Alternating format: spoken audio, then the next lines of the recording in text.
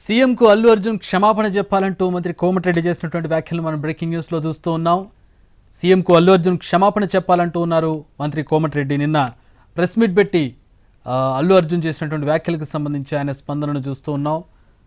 అల్లు అర్జున్ నిన్న press meet పెట్టినటువంటి విషయం తెలిసింది. ఆయన చేసినటువంటి వ్యాఖ్యలు కూడా చూసాం. పేర్లు తీయకపోయినప్పటికీ కూడా తన మీద అసత్య ప్రచారం జరుగుతోంది, మిస్కమ్యూనికేషన్ ఉంది అంటే ఆయన పదే పదే చెప్పినటువంటి మాటలు మనం విన్నాం.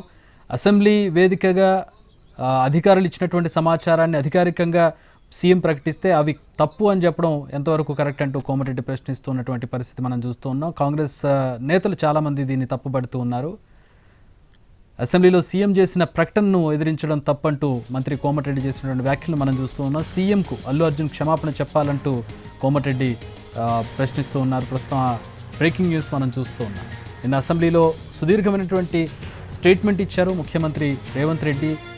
పోలీసులు ఆయనకి ఇచ్చినటువంటి సమాచారాన్ని ఆయన అసెంబ్లీ వేదికగా ఆన్ ది రికార్డ్స్ ఆయన చెప్పినటువంటి విషయాన్ని మనం చూసాం.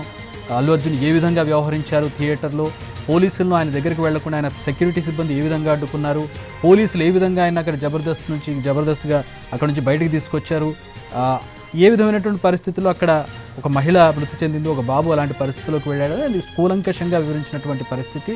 ఇలాంటి వాళ్ళు మారాలి అంటూ కూడా ఆయన ఒక వ్యాఖ్య చేసినటువంటి పరిస్థితి. దీనిని ఈవినింగ్ ప్రెస్ మీట్ పెట్టి అల్లు అర్జున్ పేర్లు ప్రస్తావించకుండా ఆయన చేసినటువంటి వ్యాఖ్యలను నిన్న చూసాం.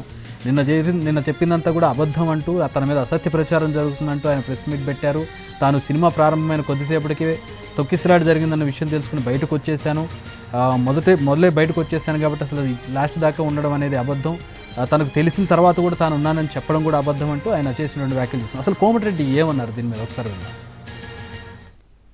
ఈ విధంగా చేసుడు దానికి కేటీఆర్ హరీష్ రావు మా ముఖ్యమంత్రి మీద 3 రోజులు సోషల్ మీడియాలో అక్రమంగా అరెస్ట్ చేసినారు. పోలీసు వాళ్ళు వద్దంటే పోతాం, ఆ అమ్మాయి రేవంత్ మరణానికి కారణమవుతాడు, అది చట్టం తన పని అని చేస్తుంది. కేసీఆర్ మనం రేవంత్ రెడ్డి గారు కేసు పెట్టమని చెప్పిందా? థియేటర్ వాళ్ళమే పెట్టిను, వద్దంటే వచ్చింది కాబట్టి ఆయనమే పెట్టిను, కోర్టుకు పోయిన బెయిల్ తెచ్చుకున్నాం. దాని ముఖ్యమంత్రి గారి మీద ఈ ట్విట్టర్లు ఈ అగ్గిపెట్టరావు ఎందుకు పెట్టడానికి పోస్టులు పెట్టి 3 రోజులకి రేవంత్ రెడ్డి గారు ఇంత పెద్ద స్టార్ని అరెస్ట్ చేస్తారా? అక్రమంగా అరెస్ట్ చేస్తారు. ఇంటికి పోతే గంట సేపు పోలీసు వాళ్ళని దురుసుగా ప్రవర్తించుంటూ ఆయన చెప్పినట్టు పోలీసులు వేరే వారైతే ఇంకా పట్టి గుంజుకోబోతాం. అందుకే దాన్ని కూడా తీవ్రంగా ఖండిస్తున్నాం. వెంటనే ముఖ్యమంత్రి గారికి అసెంబ్లీలో వచ్చిన ప్రకటన దాన్ని అక్కడ కూడా మిస్బిహేవ్ చేసింది, అయినా కానీ ఓపిక పట్టింది. అయినా చట్టం తన పని దాడి చేసుకుంటుంది కాబట్టి అరెస్ట్ చేసిండు.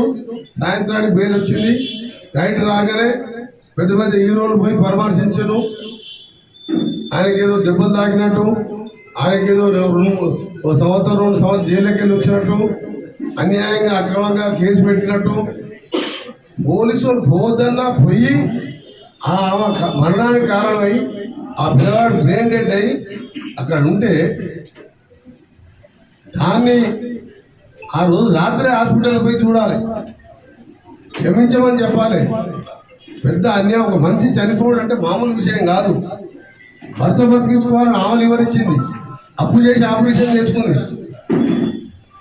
దాన్ని ముఖ్యమంత్రి గారు అసలు రికార్డులో చెప్పిన అక్బరుద్దీన్ ఓవైసీ గారు అడిగితే ఆయన మాట్లాడతాడు, నా వ్యక్తిత్వం పోయింది, నా ఇమేజ్ ఖరాబ్ చేసిండు, 30 ఏళ్ళు కష్టపడి ఈ స్థాయికి వచ్చిన, నేను ఎంతో శ్రమ చేసిన,